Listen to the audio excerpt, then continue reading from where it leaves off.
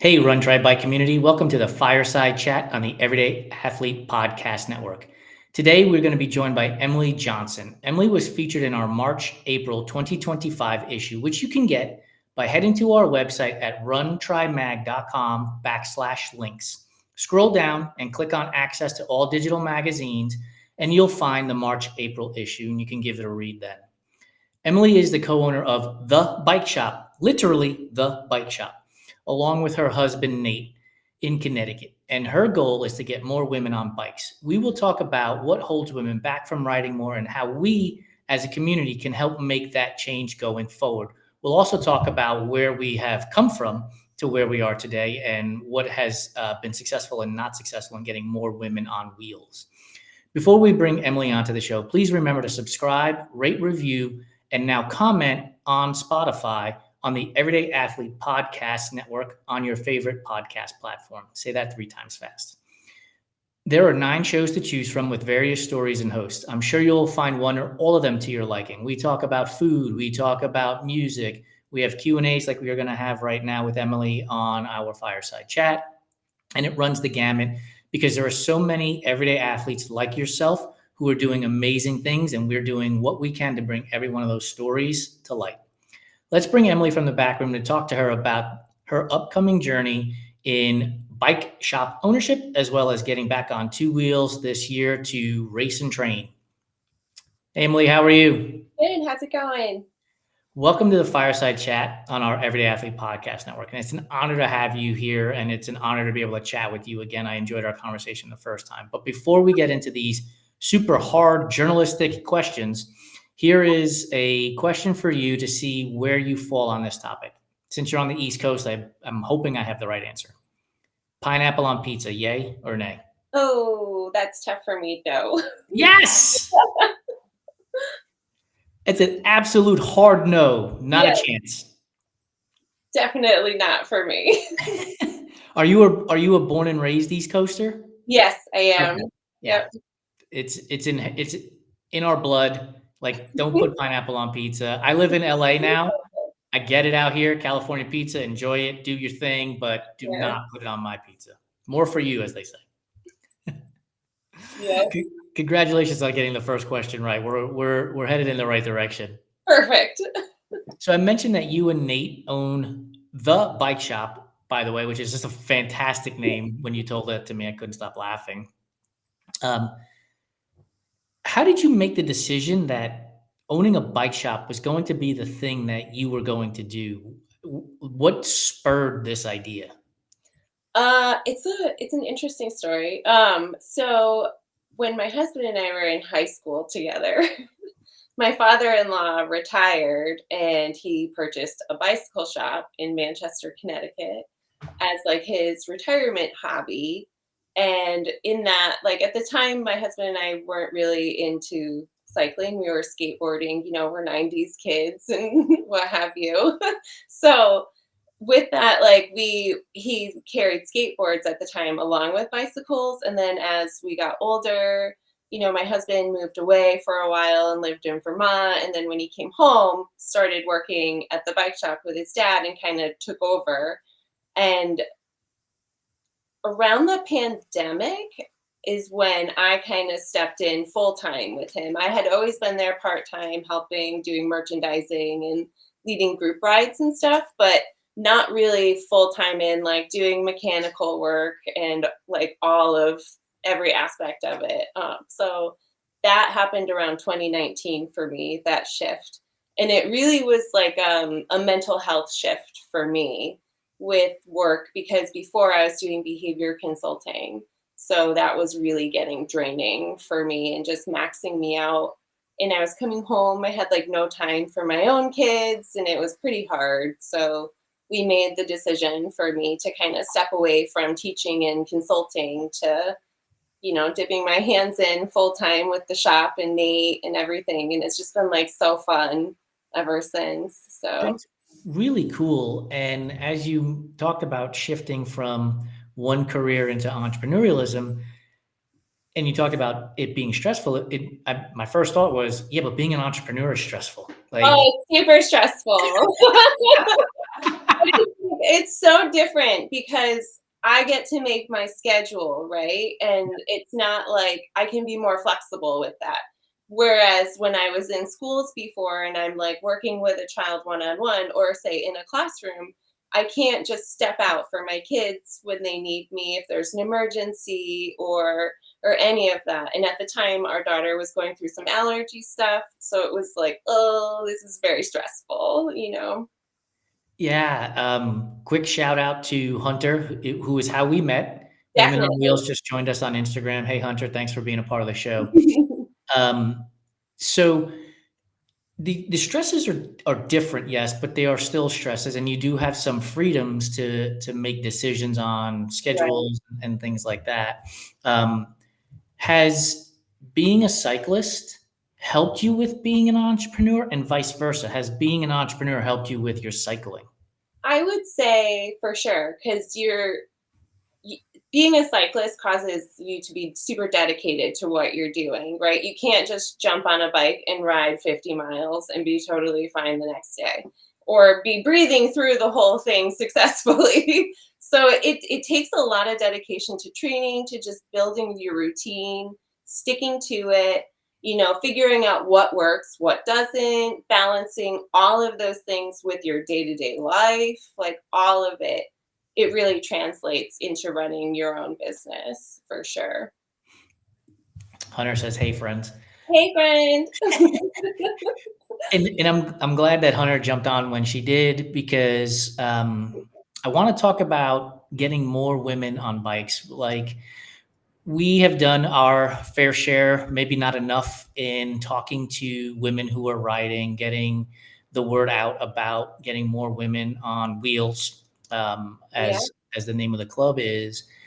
And I'm just wondering, like, today compared to maybe when you got involved with the bike shop in and of itself at full time, or maybe even prior to that part time, what have you seen as a shift in getting more women on bikes? Is it the same number? Is it less than? Has it grown? What have you noticed? It's evolved. This is such a good question. It's evolved significantly. Before, I would say early like 2009, 2010s, you would see a lot of women interested in road riding. And I think that's when the like gym spinning boom happened, right? And it was easier to kind of get them on spinning bikes and inactive in that way. But it was still really hard for mountain biking for some reason and other areas. But then I would say over the pandemic, women in general have had this shift from like shrinking to being strong, right? And it's all about like empowering that aspect and building ourselves up. And so I think there is more of that translation of like, one, we all had way more time with the pandemic to try a new sport. So there were people, as you know, buying every single bicycle that was out there imaginable. No doubt. And now they have this equipment, you have to go ride it. Well, if you go ride it and you don't have the fitness, you just spent like $3,500 on this bike. Are you just going to give up, or are you going to be strong and stick to it, make the goal, go work out, go to the gym, start something to build that routine so that you can go ride that bike. And then it's like, I would say locally, we have a neat small bubble of like, you'll see women on Facebook groups pop up and be like, hey, I just rode here and it felt really good. Does anybody else have a recommendation for where else to go, or like how I can progress? And you really see the conversations are different for women. It's a lot of encouragement, a lot of like, oh, well, if you're interested in this, you have to go here. Oh, you should join this group. Or a lot of us are always like, women on wheels, like, like join the groups. And then you'll get on the rides. And I just see such a different culture for the female cyclists versus the males right now.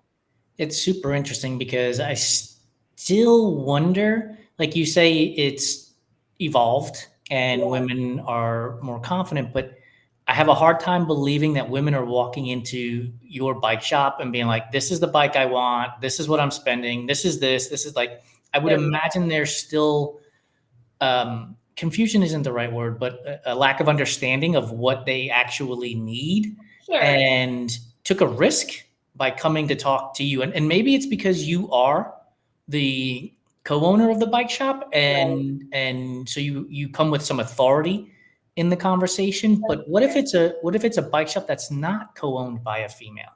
Like, how are women walking into those bike shops to buy bikes?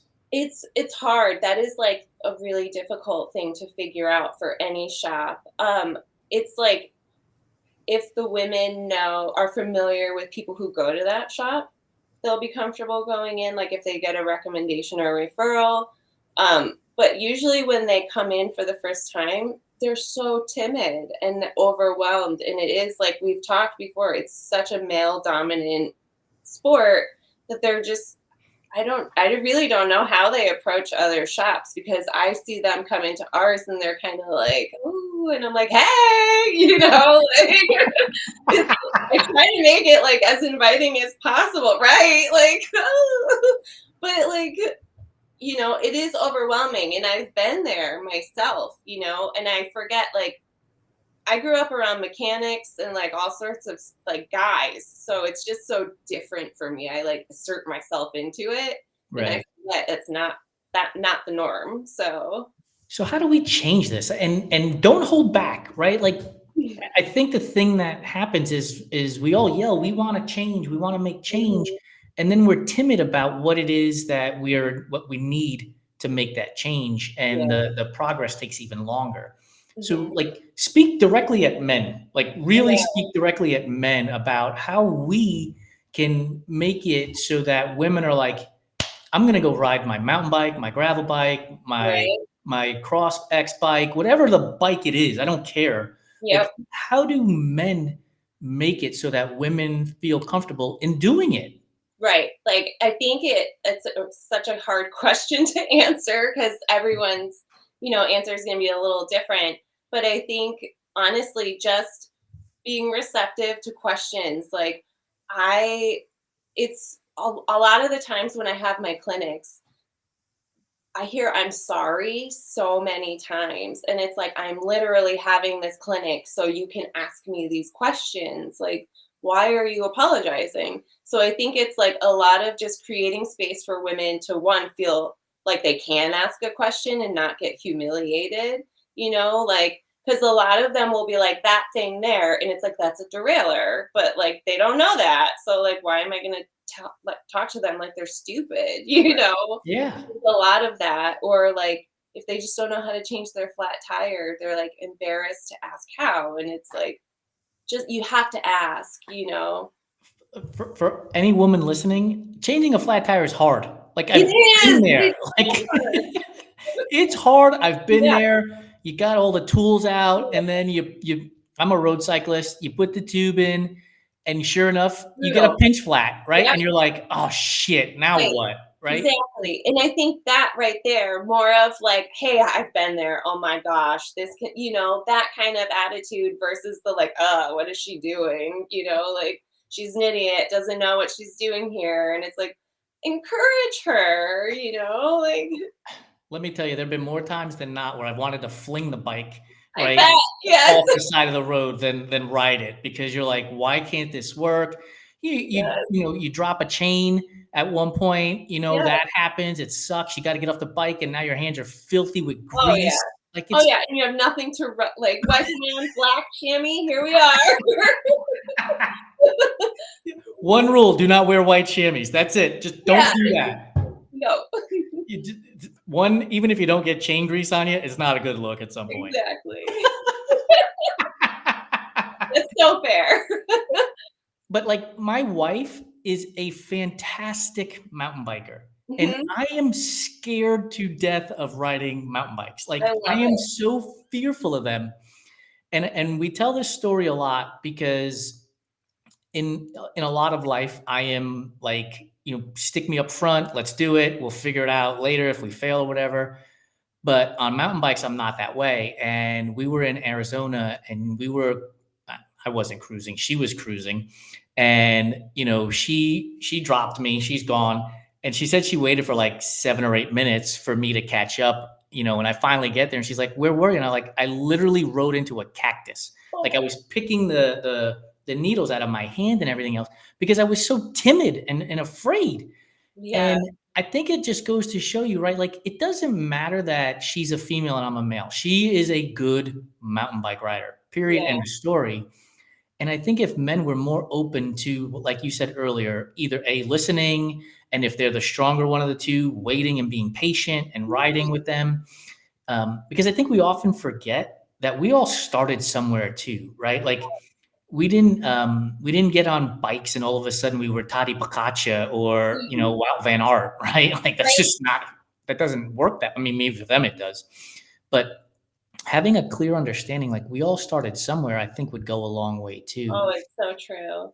And then, like, that's a good point. Like, another thing that I've noticed for couples who will get their significant other into it, a lot of times the guys will put their tiny little like partner on these humongous oversized bikes or just like this 26-inch wheel like heavy hardtail, and they take her to like some super technical place and it's like, what are you doing, just set them up to like have a good ride. Yeah, that's a recipe for disaster, right? Yeah, Like, the yeah, two of you are both going to end up frustrated and angry totally. because, And they're like on a full suspension and she's on this like right, heavy hard bike, she can't keep up and she's angry at you. You're Yep. angry that she can't keep up. And it's Yep. like, why would you even put yourself in that predicament? Not fun. So is that something that is that a topic amongst many topics that you have in your clinics and how you address bike size and Oh, yeah. clip-ins versus flat pedals and all of that stuff? So if you don't mind, give us an example of what one of your clinics entails. Well, so our last one was a nutrition one, and then our next one is going to be bike packing, all about bike packing. So what I'm going to do is bring in all of the gear that I have and breaking it down for everyone, even down to like I have specific tools that I carry bike packing that I don't carry on a normal ride. There are just all sorts of things to plan for, like specific pedals. Are you clipped in? Are you riding flat? You may want to run flats depending on terrain, all of these things. Nutrition for your bikepacking trip, clothing. Something that was interesting talked about today in Women on Wheels was Christine was like, don't forget at nighttime, it's colder than you anticipate. So, like, think about those long johns, even though it's warm out. It's just all of these little details I try to remember for everyone, to just make a list, just a little cheat sheet. The clinics are in person, correct? Yep, they're in the shop. Yep. Do you also offer any tips or anything that virtual for anybody who's listening to the show that they can go maybe to your website or to your Instagram to get some information? We haven't yet, but that's a really good idea. I'll send my invoice for my business idea. Oh, thank you. Thank you. We'll come to you soon. Is there, you mentioned bike packing, and immediately my mind goes to, okay, there's just going to be a lot of stuff when it comes to bike packing. Like Yeah. route, mapping out a route, Yep. gear, letting people know where you're at, on top of Mhm. all of that stuff. Mhm. Is there like an entry level concept? And I know everybody's going to be different, but if you had your way, it's Unicorns and Rainbows by Emily Johnson, and this is how we're going to do things. How would you like walk a new female cyclist through this idea of I want to get on a bike? Like, where are you starting them? Where should they progress to? Where would they go next? That kind of thing. So that if they're listening to this and they're thinking, I'd like to get on a bike, but I literally have no idea where to start. Where would you help them? Right. So it's kind of like we always ask, like, what type of riding are you looking to do? Obviously, road, gravel, mountain, just casual. Um, how long have you been riding? Are you new to riding? Are you clipped in? Are you unclipped? How many miles are you looking to ride a week, a month? Do you have big goals like a bike packing trip that you're going to try to build up to? It all depends. Like, do you have a current bike now? Does it fit you? Do you need a bike fit? How would they know if the Right, bike fits them or not? right. So usually they always ask that, and I'll say, well, let me see you sit on it. And that's the best way. And sometimes I'll say, set your cell phone up and go do circles out on it in your driveway so that I can get a good profile view of you. Yeah. And it's ridiculous, but it's helpful because I can immediately tell, is your seat height too high, too low? Are your bars angled weird? Are you too far forward? All of these little things that I can be like, all right, I already know how I want to help support you and like what I would tweak before you even get to me, so that it's just quick, streamlined. Like, how can we get you super comfortable so you can reach your goal? You sparked a thought when you were talking about looking at seat height and bars.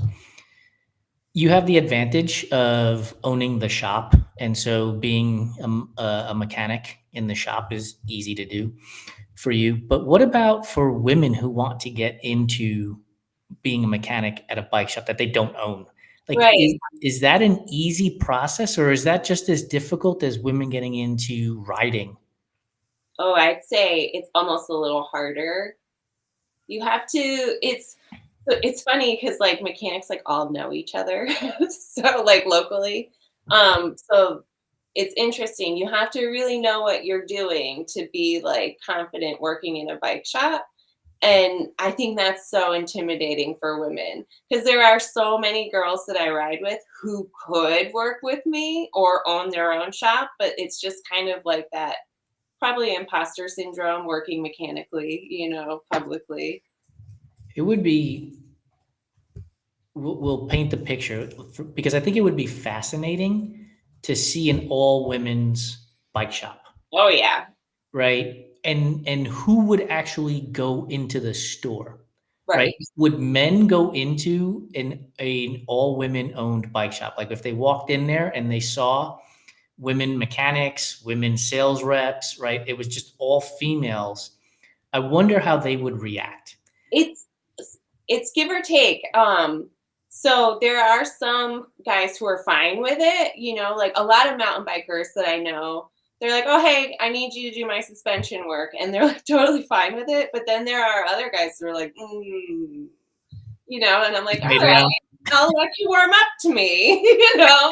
Or like, what always gets people is like, my husband and I love building custom wheels, right? So they'll kind of be like, if a guy is a little like snippy or something, I'll be like, I built your wheels. And like that always gets them. They're like, damn, respect. All right.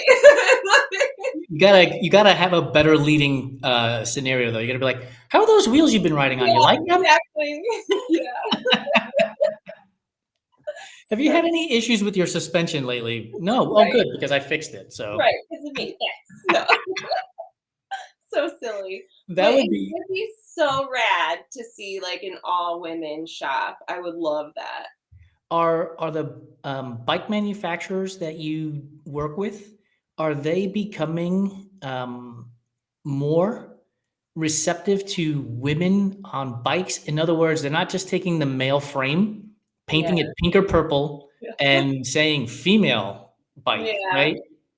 I'd say it's a good mix still, it's it's easier to fit women to bikes now than it was for a minute there, when they were just like, "Hey, girls can fit on just an extra small version of that," It's a little more fine-tuned now, but there is still quite a bit of that, one side. I know Live Mhm. is geared specifically toward women. Are there other bike brands? Not necessarily like so focused like Live, but there are some that will have like a women's line, like Santa Cruz has the Juliana and things like that. But most have kind of gone back to that unisex for most of the frames. Yeah, And that's for all types of bikes, road bikes, pretty much. Yeah, pretty much.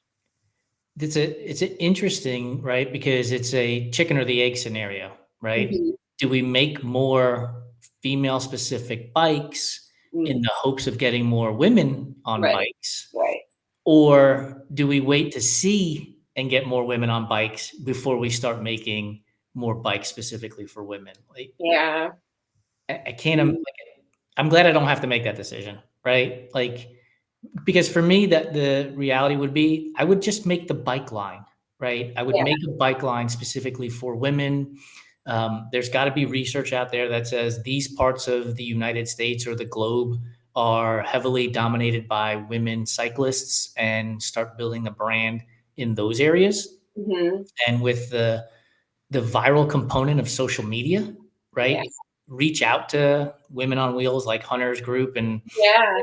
here's what we have here. We're not selling them in Connecticut today. We have them in wherever, and start building that connection in that community. Because I just think that would go a lot further than waiting for women to show up to a bike shop. Yes, definitely. Absolutely. Like the more that I have done the outreach for like inviting women in, the more confidence I've seen. Like it's so interesting.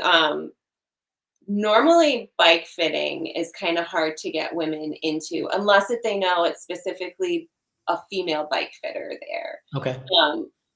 But since I've been having more and more women events specifically, I have I get calls all the time now for bike fits, and I'm like, oh my gosh, this is so cool. They feel like comfortable, coming in and doing. That's kind of like a vulnerable activity. I'm like measuring your sit bones, and we're Yeah. talking about your weight and like all sorts of like flexibility, and like I'm touching you, and it's weird. So, that's hard. That is a big thing, and that is something that I've noticed pick up the most since I've started the women specific events Are is there any schools or academies or anything like that that teach people how to fit others on bikes, and do they market it towards women? there's all sorts of different like bike fitting specific tools. Like there's so many varying certifications for it. I think every bike company probably has their own, preferred format, to be honest. So it's usually you need significant training. Like we've each received about 250 to 500 hours training to just make sure you actually understand the kinesthetics of their body, and how it's moving. Do they market these courses towards women? Because, and then look, if they are, I'm not going to see it, right? If they're highlighting Right. females only, I'm never going to see it. But I wonder if they're marketing it towards women. I would say I've seen like an uptick in some women as bike fitters locally, but I'm not sure if that's like an overlap of I know two who work in chiropractic practices and then another one who's a nutritionist. Like so they're outside of bikes, but they have combined it somehow with what they already do, which is really cool. So maybe we'll see more of that like come together. So let's inspire some women to get back on bikes. How did you specifically find your way onto two wheels? Ooh, I have always been riding a bike. And then after our second child, I was like, I just need like some time to zone out by myself for like 40 minutes. And my husband brought home a road bike and was like, here, because I was a runner previously, but I was like, I don't even want to like push the stroller. I just want to like be by myself. And so I did some road riding for a little while, but it didn't really pick up as much as I thought it would. And probably, I think 2014, he came home with a mountain bike. And he was like, I brought this home. You should probably ride it. And I was kind of like, whatever. And then one day, I was home with the dog, and I had nothing to do. So I was like, yeah, I'll go do it. And I've just like not stopped ever since. What is it about? What is it about mountain biking that is the allure for you? I don't know. It's like I love being out in the woods. I love being able to like navigate a trail by myself. I know I'm out there. I can handle everything by myself. It's just peaceful. It's like moving meditation to me. And you really like as disconnected as I am from everything else, I'm so honed in on what I'm doing because it's really technical riding out here. So I have to be focused and like in the zone. And I really like that aspect of mountain biking. What is owning a bike shop and being a female on mountain bikes on the trails say to you have kids, is it, or Yeah. one? Yep. I have two. You have two kids. So, like, what is that message that's coming across to them, do you think? And um, how do you elevate that message that you're sending to them that they may not even know they're getting? Yeah, we're like really open with our kids about mental health and how important it is to move your body. And I joke with them all the time. I'll be like, if I don't ride enough this week, my brain's gonna get sad. You know? And like it, but it's true. Like I know if I'm not getting enough sun, if I'm not moving enough, I'm just not gonna feel right. I'm gonna feel off. So I'm really like, all right, I gotta go take my brain for a walk, or like I do say things like that to them so that it's important that they know they should prioritize it. Especially like my son now, he's 19, he's working full time, and we're always like, man, it's so awesome to see him like go hiking with his friend on his day off, or like take that initiative to be outside, you know. I think that that's been my main focus, is to show them these are the ways that we care for ourselves, and hopefully it sticks with them. I don't know. Yeah, I mean, I would imagine that it would. And because I would also imagine that as much as you probably tried to protect them as they were growing up from conversations about running the business, there were Mhm. moments where you and Nate were having conversations that they overheard about the difficulty of a customer or the difficulty of a manufacturer and your Yeah. dealings with them and how you manage that relationship, Oh, for sure. right? That they would have overheard, and now they can take that into their world and their relationship with whomever it might be. Yeah. And that's a lot of lessons learned. And I guess it goes back to why being an entrepreneur at times is better than being an employee, right? Yeah. Because when you're an employee, you close a laptop at 5 p.m. and you go home, and that's the end of it, You're right? done. Yep. And look, don't send hate email. I used to work in corporate America. I get it. There were nights I'd be up till 8, 9 o'clock at night, right? But I didn't have to worry about making payroll. Period. Right. End of story. It was just never a thing. As an entrepreneur, is a little bit different, right? You're worried about everything. I mean, I Yeah. mean, I would imagine, right? Like for you, if you're mopping the floor, you're worried that a customer doesn't slip on it. Yeah. It's the simplest things are always crossing our minds. Yeah. I Yeah. can't imagine. Actually, as we're talking here, I had a thought. Like when you plan out your business, right? You have a strategy for the quarter, the month, the week, the year, whatever it is. How does that help you when you're racing, right? When it comes to strategy and plotting things out and thinking about, okay, this is where the trail is a little bit wider and I can overtake if I have an opportunity versus single track scenario, which is really difficult. Like, do they help each other out? Have you even noticed that? Um, I don't think about it, but I'm sure it does, because the way that I like move things around, or my husband and I, like when we're talking, we're always revisiting things. I'm like, all right, what do we need to do like to prepare for next month? Do we need to move this here? Or like, do we need to make sure we're doing something extra? There's always moving parts. And I think when you're constantly in that zone during the day, it does translate to everything else, and it helps you maintain that rhythm, for sure. What do you, as you're planning, and we'll keep on this topic, what are you seeing that is in demand these days? Is it road bikes? Is it cross X bikes? Is it mountain bikes? Is it electric bikes? What are you seeing in the marketplace? What are people looking for the most? Right now, I would say the interest is pretty heavily gravel still, and mountain biking, but not. It's kind of petering off a little bit for mountain biking. It was pretty big during the pandemic. It kind of ebbs and flows every 5 years, so we're kind of on the down, and then it'll come up. But I would say gravel is huge right now, and I've seen a little uptick in cross. Not huge, but a little bit more this year. And I'm curious though if it's because our local Hartford venue has like redone it and it's really nice the past couple of years. So I think that's a big buy-in. So we'll see. Road bike and tri bikes flat? I wouldn't say tri is flat, but I'd say road kind of locally. For people who aren't racing, yeah, it's pretty flat. It's not necessarily the safest cycling sport right now, with the Yeah. way drivers are. People are pretty aggressive in Connecticut towards road cyclists, unfortunately. And So, you, like just on Saturday on our group ride, we had somebody, there was 16 of us, right? And this gentleman was kind of coasting in his car next to us, and he just kept beeping. And it was like, oh my gosh, every time you beep, we just spread out more. Like, stop beeping. Like, we'll get by you quicker. But honestly, you could have ended the earlier statement and not just said in Connecticut or in my local area. You could have just said in America. in America, Right. yeah. And maybe it's because we are in these sports that we see the reports about these things like that.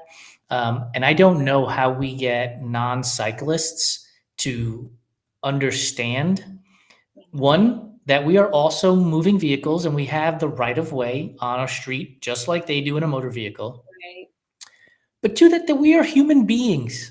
Look, I get it. We're in lycra and spandex and on two wheels, right? We look Yeah, different from you. Got right. it. Right. Well, we're like on this little piece of carbon, and they're like in a vehicle. Like, Yeah. I really wish people would understand that we're human beings just like they are, that we have families and friends that we need to get home yeah, to.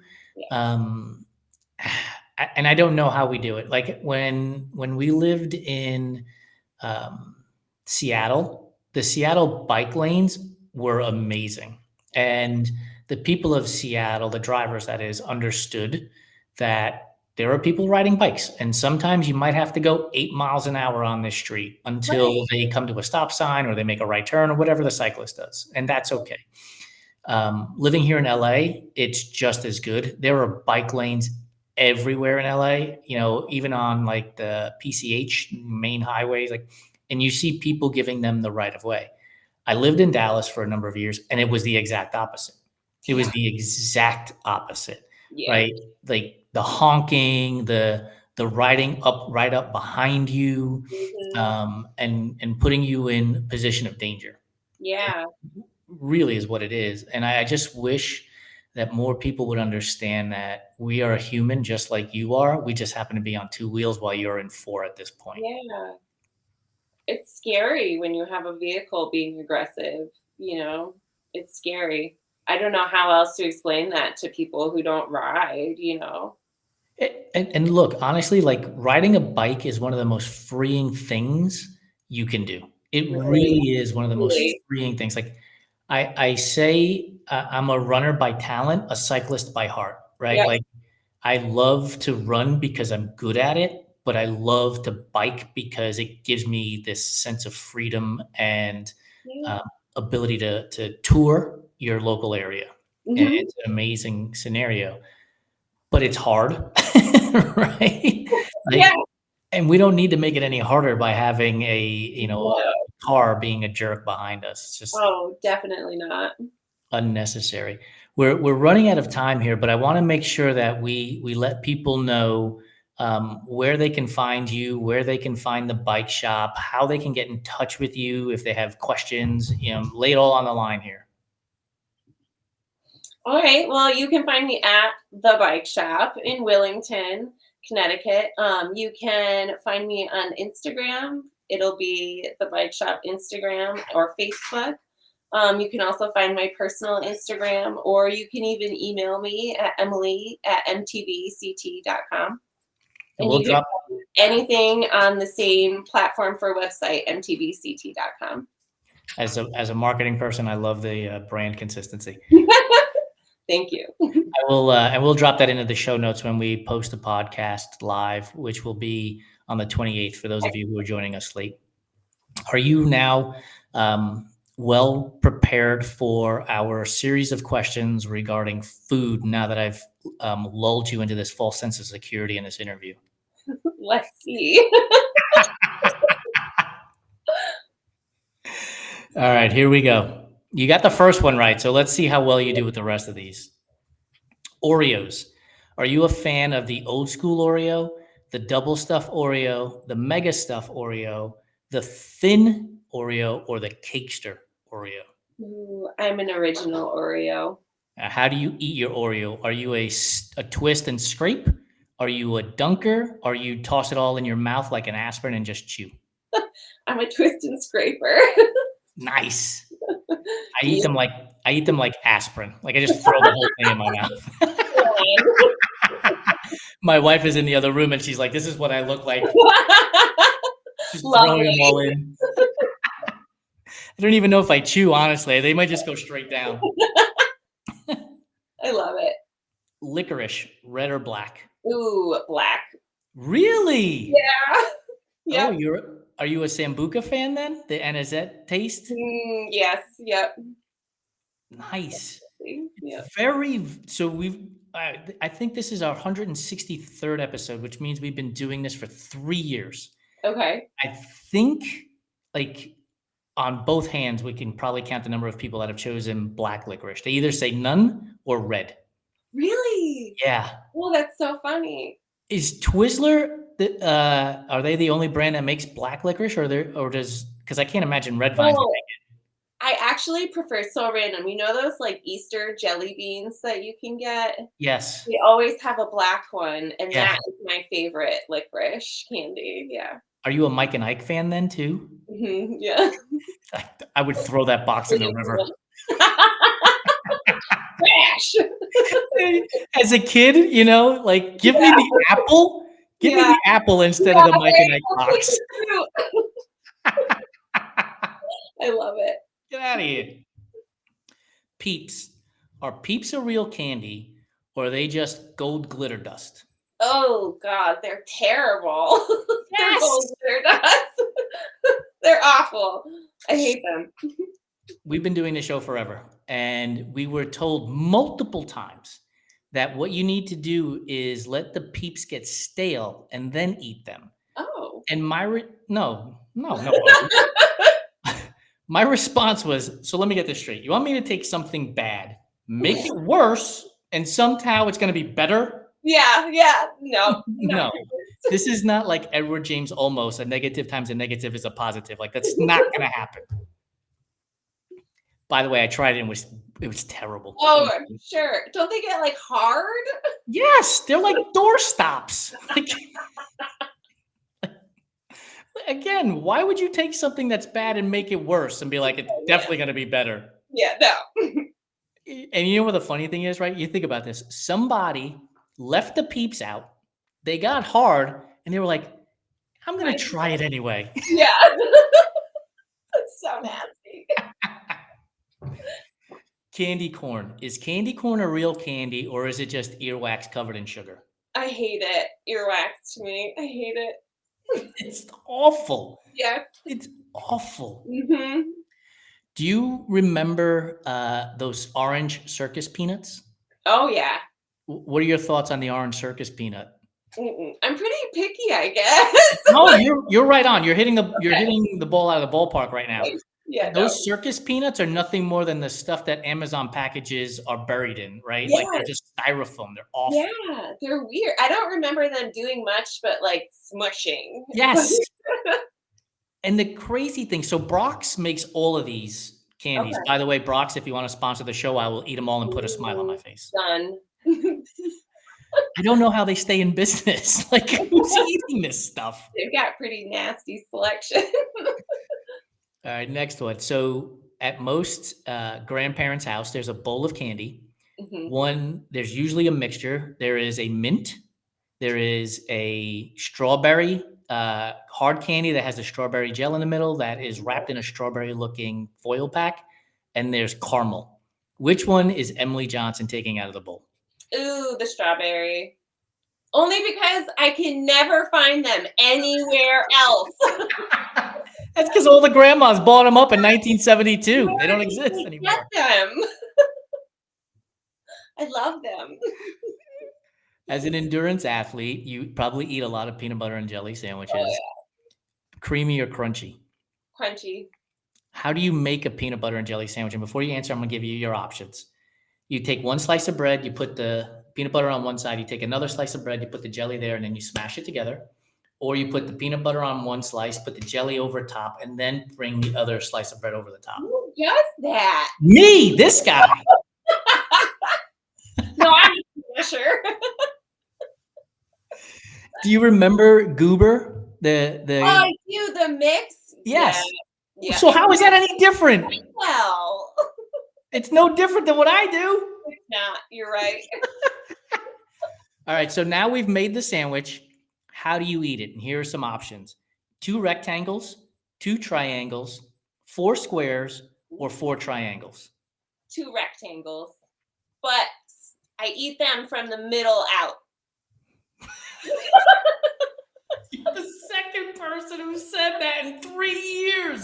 That's amazing. It's amazing. We had Shannon Watts on the show once, and she said she cuts it into 2 rectangles. And I will never forget this. She said she takes it and turns it and eats it like corn on the cob. Yes, girl. Yes. And she doesn't eat the crust. She didn't want to get her hands sticky from the jelly. That's for my dog. By the way, she's from the Northeast too. This might be a thing. I love it. Yes. You must love Uncrustables then, because it doesn't come with any crust. Exactly.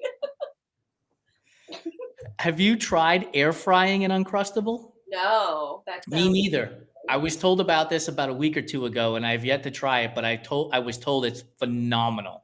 Sounds so good. I'm gonna try it. Yeah, report I'll back. have to post it and I'll tag you. Please do. By the way, we get tagged in some of the most unhinged food shit constantly, right? Because we talk about food all the time on this platform, and like people will always send us pineapple on pizza jokes constantly, or they'll send us pictures of candy. Like they will send us tag us in all kinds of stuff, and I love it. That's so yeah, air fry your next Uncrustable and tag us in it. Red velvet cake. Is red velvet cake a real flavor, or is it just chocolate cake dressed up to go to the prom? It is food coloring. It is just food coloring. That's all it is. It's so gross. Okay, another PSA for all the bakers in the audience. We get it. You use the alkalized cocoa and you use vinegar and it makes a whole bit. We got it. We understand. But if you go to a grocery store, that sheet cake is nothing but red food dye. Like they're not using all of that stuff. The difference. I agree. If it's like a restaurant quality, I'll eat it. You're right. If it's grocery store, no. No, they're charging you $6.99 for $2.99 cake, man. Yep. Wise up, America. Do you have a favorite flavor of cake? Carrot cake. Yes. Mm-hmm. Raisins or no raisins? So my mother-in-law makes it with little pieces of ginger, candied ginger, instead of raisins, and I prefer that. It's really good. That's acceptable. I also pineapple. If you put a little bit of pineapple in there, that moisture helps out too. I love carrot cake. I was in Sedona last weekend and I went to Whole Foods and I was like, I need some dessert. And they had the big slabs of carrot cake. And then they had vegan carrot cake cupcakes. I was like, yes. So good. So good. Yep. That night it hit like you wouldn't believe. I bet. Do you have a favorite flavor of ice cream? Ooh, coffee. Yes. Mm-hmm. First time that's been said in 3 years, and I'm a huge fan of coffee ice cream. It's fantastic. Oh yeah. Especially if you get some of the espresso bits in there too. Can't be beaten. Yep. Have you tried Talente coffee? Oh yeah. Yes. I love Talente. Best in the market, hands down. Best in the market. Mm-hmm. Favorite type of pie? Probably apple. Let's be traditional. Key lime would be the right answer, but good choice. Candy bar. You have a favorite candy bar? Snickers. Yeah. They really satisfy. Yeah. Oh yeah. When I'm trying to get them as an advertiser too. You got to hype it up, Hear us. One of the things I love doing is when I run ultras is if you get the little bite-sized ones of the Snickers, you keep them in your vest, and then in a moment of need, you put it in your mouth, but don't chew it. Just like allow the chocolate to melt. It's so good. Yeah, that's good. All right. Oatmeal raisin or chocolate chip cookie? Ooh, chocolate chip. Anyway. My husband is an oatmeal raisin all day, and I'm always like, oh, garbage. Go, Nate, go. But is it chocolate chip that's fresh baked so it's soft, or are you going for those hockey pucks called Chips Ahoy? No, I like a fresh baked cookie. Yeah. Yeah, I mean, if it's fresh baked, it's almost a no-brainer. But that's why the oatmeal raisin is better. You can get the store-bought packaged one, and it's good. That's fair. That's fair. You could only eat one type of flavor for the rest of your life, savory or sweet. Which way are you going? Savory. Yeah, it has to be. Mhm. Can't be too much sweet. No. I mean, I know we're basically heading into summer, but let's move into fall. You're in Connecticut. Pumpkin spice or apple cider? Ooh, apple cider. Yes. Apple cider donuts? Yes. So good. Can't be beat. So good. Frosted or unfrosted Pop-Tarts? Frosted, probably. Yeah. Probably. So you're not a big Pop-Tart person? No, but if I had one, I'd have a frosted. All in. Hey, I bet you if you started selling that stuff at the bike shop, you'd probably get a lot more customers. I know. True. You just need to set up a stand with Uncrustables and Pop-Tarts right next to it. Perfect. And I'll put my air fryer there, optional. Yes, as a service. A nickel a minute. Every time that thing's in the air fryer for a minute, it's a nickel. Last question before I let you go. Thank you so much for your time. Yeah. A tray of brownies has come out of the oven. It's been sitting on the counter long enough to cool so you can actually eat it without burning the hell out of yourself. Are you going to the corner? Are you going to the edge? Or are you going to the middle for the ooey gooey? Corner all day. All day. You need that something. You need a handle. Yeah, it's so good. The best. Yeah, you get the crunchy on the outside and you get the ooey gooey in the middle. Exactly. Lasagna, are you the same way? Yes. I guess I like the crunchy bits. Yeah, you need that crunchy corner of the lasagna. I don't care what anybody says. I will arm wrestle you for it because it's so good. Mm-hmm. But and before I let you go, here's my recipe of the day. So go get that Talenti coffee ice cream that you like so much. And what you do is you put a piece of the brownie in the bottom of the mug and then top it with that Talenti coffee ice cream. And as that ice cream melts, it's like getting a mocha. And it's so good. Oh, it's so good. Emily, thank you so much for joining me. I really appreciate your time. Thanks for having me. For all of you out there, thank you so much for joining us. We had a blast talking to Emily today. The gift of time is the greatest gift that you can give, and you've given it to me and to Emily, and I cannot thank you enough. Join us next week on May 27th when we have Mary Fleming joining us on our next Fireside Chat. Mary is a world marathon major finisher, having finished the London Marathon earlier this year. So we're going to talk to her about how she got into running and how the 6 world majors became a thing and where she goes from here. Appreciate your time. Make sure you head to the Everyday Athlete Podcast Network, subscribe, rate, review, and comment, and we'll see you in 1 week.